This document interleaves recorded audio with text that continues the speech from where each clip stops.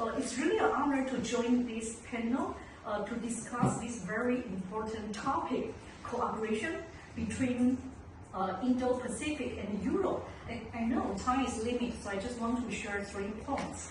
First, let me begin with the impact of a potential conflict in Taiwan's trade. I briefly mentioned that yesterday. Given Taiwan's key role in the global high-tech industry, the security of Taiwan is directly tied to European economic stability and, of course, global economy. According to Bloomberg's economic modeling, if China were to invade Taiwan, around 10% of global, the EU alone would suffer more than 9% of its GDP in the first year.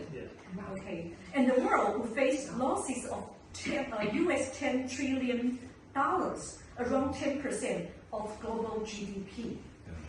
Beyond that, as the Taiwan Strait serves as one of the busiest channels in the world, I think just as our Vietnamese friend has analyzed, a conflict breaking out would directly affect thousands of European companies, from shipping and logistics to finance and semiconductors. So actually, 40% of the EU's external trade, nearly 100,000 commercial vessels pass through it every year. Okay. Second, the security challenges faced by both regions extend beyond military coercion and economic impact. China, as you might have already known, actually infiltrating politics in democracies worldwide. We have seen CCP-linked agents exposed in elections in Australia and Canada, spies in the US and Philippine governments, and massive financial infiltration in the UK recently aimed at affecting political decisions. To counter these challenges, of course, we must collaborate deeper on key issues like confronting disinformation, cyber attacks, and building whole of society resilience, etc. However, more importantly, I would like to stress the necessity of showing solidarity in response to China's specific threats. For example, as we talk about that, Taiwan faces escalating transnational repression.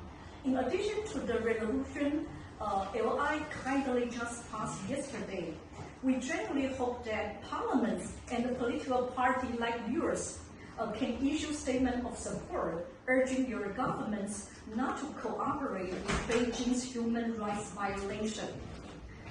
Moreover, I want to share that Lithuania offers another important case.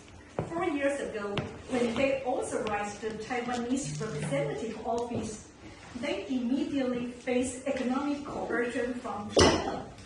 However, Lithuania stood firm, diversified its markets, and received support from the EU. I think the lesson is clear. When one country was singled out and sanctioned by PRC, it is very important for others to show support and solidarity. And I think we can all learn from Lithuania's resilience. Lastly, whether in Europe or Asia, I believe a major obstacle to deeper security cooperation is many countries' economic dependence on China. As I mentioned yesterday, Taiwan has experienced it before, so we know it very well.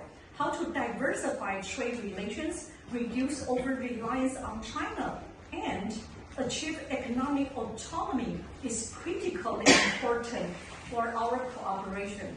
Furthermore, diversifying supply chains and building economic partnership as well as high-tech partnership with trustworthy, like-minded democracy are the long-term solution. So don't cooperate with China with AI,